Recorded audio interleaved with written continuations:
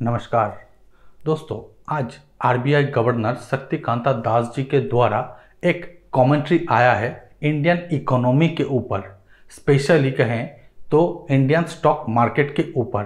तो क्या है उस कमेंट्री में, इस वीडियो में मैं वो ही डिस्कस करने जा रहा हूं। तो मैं हूं आपका दोस्त तनु, आप देख रहे हैं दास गाइड यूट्यूब चैनल। चलिए जान लेते हैं।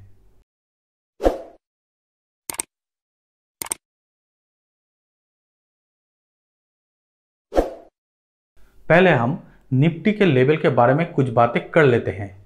दोस्तों 20 जनवरी 2020 को निफ्टी ने टॉप किया था 12,430। उसके बाद कोरोना वायरस के पैंडेमिक के कारण निफ्टी आहिस्ता आहिस्ता उस पोजीशन को लूज करता गया और 24 मई 2020 को 7,511 लेवल पर आकर बंद हुआ।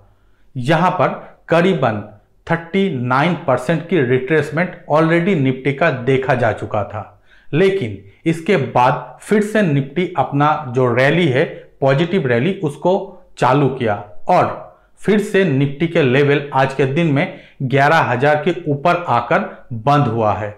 और अगर हम लोग लास्ट ट्रेडिंग सेशन की बात करते हैं तो 24 जुलाई 2020 को 11,194 के लेवल पर आकर निफ्टी क्लोज हुआ है। तो हम लोग यहां पर वी शेप की एक रैली देख ही सकते हैं और मार्केट की जानकारों के द्वारा यह भी कहा जा रहा है कि यहां से निफ्टी आगे ही जा सकता है। एटलीस्ट निफ्टी के चाल आज तक जो दिखाई दे रहा है इसके मुताबिक।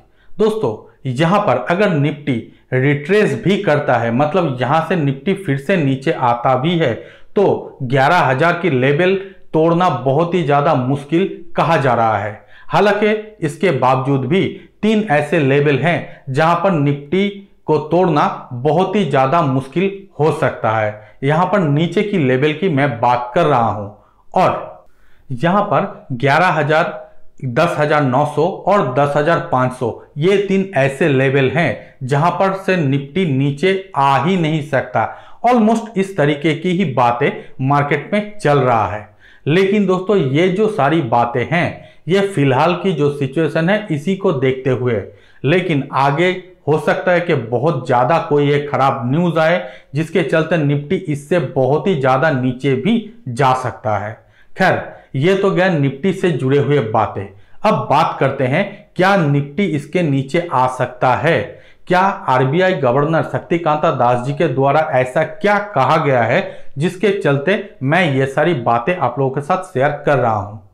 तो दोस्तों यहां पर शक्तिकांता दास जी के द्वारा जो कमेंट्री आया है उसके मुताबिक ऐसा ही कुछ होने वाला है या फिर हो सकता है आगे चल के।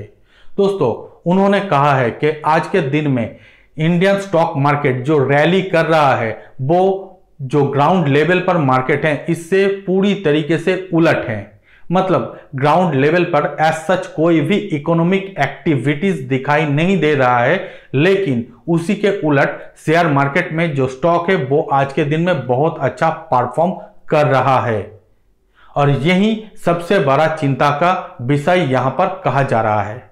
दोस्तों ये बातें इंडियन बैंकिंग सेक्टरों को ही टारगेट करते हुए कहा गया है। दोस्तों इंडियन बैंकिंग सेक्टर में फिजिकल लेवल पर या फिर ग्राउंड लेवल में एज सच कोई भी एक्टिविटीज नहीं हो रहा है, लेकिन उसके उलट शेयर मार्केट में इंडिया के जितने सारे बैंक के स्टॉक हैं उन सभी में अगर ज्यादा पॉजिटिव नहीं तो उतने ज्यादा नेगेटिव भी काम नहीं हो रहा है और इस चीज को हम लोग मोरलेस पॉजिटिव ही कह सकते हैं।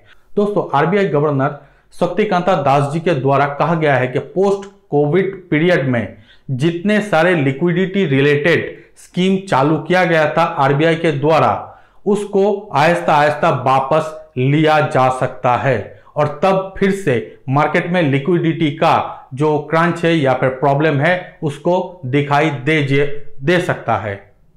दोस्तों आप और हम सभी जानते हैं कि कोरोना वायरस पैंडेमिक के चलते हुए आरबीआई के द्वारा और हमारी गवर्नमेंट ऑफ इंडिया के द्वारा बहुत सारे ऐसे मेजर्स लिया गया था जिसके चलते इंडियन मार्केट में लिक्विडिटी अवेलेबिलिटी किया गया था। वो बहुत सारे चीजों के द्वारा किया गया था। कहीं कहीं पर इंटरेस्ट रेट को बहुत कम करने के बाद लिक्विडिटी को मार्केट में फ्लो आउट किया गया था, लेकिन जबकि पैंडेमिक के जो सिचुएशन है ये जब थोड़ा सा कम होने लगेगा, तब आहिस्ता आहिस्ता ये जितने सारे मेजर्स मार्केट को बूस्ट अप करने के लिए या फिर मार्केट को प्रॉपर तरीके से चलने के लिए दिया गया था, उन सभी को आहिस्ता आहिस्ता वापस भी ले लिया जाएगा। ऐसा ही कहना है आरबीआई गवर्नर शक्तिकांता दास जी के द्वारा। दोस्तों, इसके साथ कहा गया है कि इंडिया में जो बड़े बड़े कॉरपोरेट हैं वो लोग एक मुहिम पर निकले थे, जिसके तहत अपना जो डेट है उस पर कम करने की कोशिश किया गया था, जिसका एक उदाहरण रिलायंस इंडस्ट्रीज के नाम से हम लोग जानते हैं। पिछले 12 या फिर 13 हफ्तों में रिलायंस इंडस्ट्रीज अपने कंपनी में बाहर से बहुत सारे ऐसे इन्वेस्टरों को लाए हैं, जिसके तहत वो अपना डेट को कम कर पाए हैं या फिर नेट डेट फ्री कंपनी बन गए हैं। और इसी चीज को देखते हुए इंडिया में और भी बहुत सारे कंपनी थे जो कि इन्हीं लाइन को टो करना चाह रहा था, लेकिन अब ये सिचुएशन पूरी तरीके से बंद हो गए हैं। मतलब रिलायंस ने जो काम कर लिया है इन्वेस्टमेंट से रिलेटेड वो तो हो गया, आगे और कोई भी कंपनी इस तरीके से काम नहीं कर पाएगा। ऐसा ही बातें यहां पर निकल कर आया है। इसके अलावा दोस्तों, इंडियन इकोनॉमी को जानने वालों के द्वारा यह कहा जा रहा है कि इंडियन जीडीपी ग्रोथ 5% सिंक कर सकता है। यहां पर हम लोग ग्रोथ की बातें हर एक जगह पर करते हैं, मतलब हमारी इंडिया की जीडीपी ग्रोथ, और जो फिगर निकल कर आ रहा है या फिर पोस्ट पैंडेमिक के बाद जो चीज निकल कर आएगा वो बहुत ही ज्यादा शॉकिंग हो सकता है, जहां पर 5% या फिर उससे भी ज्यादा का सिंक हो सकता है इंडियन जीडीपी में। ये एक बहुत ही बड़ा अलार्मिंग सिचुएशन बन सकता है इंडियन इकोनॉमी को लेकर। हालांकि इसी रिपोर्ट में गवर्नर ऑफ आरबीआई के द्वारा यह भी कहा गया है कि बैड डेब्ट्स जिसे हम लोग कहते हैं वो बहुत ही ज्यादा बढ़ सकता है। जैसे कि एक उदाहरण देते हुए कहा गया है कि 2020 मार्च तक इंडिया में जो बैड डेब्ट्स हैं उसके परसेंटेज 8.5 था, और यही 2021 मार्च तक बढ़कर 12.5% हो जाएगा। इसके अलावा अगर मैक्रो इकोनॉमी इंडिया का इसी तरीके से या फिर इससे भी ज्यादा खराब सिचुएशन को होल्ड करते हैं तो ये जो बैड डेब्ट्स की फिगर है ये 14.5% तक भी जा सकता है, और ये एक बहुत ही खतरे की बात हम लोग कह सकते हैं, क्योंकि तब जितने सारे बड़े बड़े कॉरपोरेट हैं उन सभी के द्वारा भी जो लोन लिया गया है उसको रीपे करने की कोई भी जगह बचेगा नहीं। हालांकि यहां पर एक आध ही ऐसे कंपनी है जो कि अपने लोन को रिस्ट्रक्चर या फिर जो डेट है उसको कम कर पाए हैं। बाकी जितने सारा या फिर ऑलमोस्ट जितने सारे कंपनी हैं उन सभी के द्वारा इस कोविड पीरियड में भी लोन लिया गया है, और इस लोन के तहत वो लोग कोई भी कैपिटल एक्सपेंडिचर नहीं कर पाए हैं। सिर्फ ये लोन को अपने कंपनी प्रॉपर तरीके से रन करने के लिए और अपने जितने सारे सब्सिडीज हैं उन सभी को मैनेज करने के लिए ही लिया गया है। ये भी एक अलार्मिंग सिचुएशन यहां पर कहा जा रहा है। अब दोस्तों, ये तो गया इंडियन इकोनॉमी के सिचुएशन जो कि शक्तिकांता दास जी के द्वारा प्रोजेक्ट किया जा रहा है, और उम्मीद यही है कि पोस्ट कोविड पीरियड में इंडियन इकोनॉमी में वो रियल इफेक्ट देखने को मिलेगा आपको और हमको, जो कि आज के दिन में एज सच दिखाई नहीं दे रहा है। मैंने पिछले कुछ एक वीडियो में कहा था कि इंडिया में आज के दिन में जो इकोनॉमिक सिचुएशन है इससे खराब हालत होगा जब इंडिया में कोविड-19 पैंडेमिक के सिचुएशन थोड़ा सा कम होने लगेगा, तभी जाकर कोरोना वायरस की इफेक्ट एक्चुअल में इंडियन इकोनॉमी में दिखाई देगा। हालांकि अभी के जो सिचुएशन है इसको कंट्रोल करने के लिए गवर्नमेंट ऑफ इंडिया और आरबीआई के द्वारा बहुत ही ज्यादा पुशअप किया गया था, और तभी ये इकोनॉमी को हम लोग इस जगह पर देख सकते हैं। अब दोस्तों, ये जो पूरी रिपोर्ट निकल कर आए हैं इसमें यही चीज सबसे ज्यादा हाईलाइट हो रहा है कि जो ग्राउंड में इकोनॉमीज हैं वो नेगेटिव के ओर बढ़ रहा है, और जो शेयर मार्केट ओरिएंटेड इकोनॉमीज हैं या फिर जिसको हम लोग वर्चुअल इकोनॉमी भी कह सकते हैं तो वो पॉजिटिव के ओर बढ़ रहा है।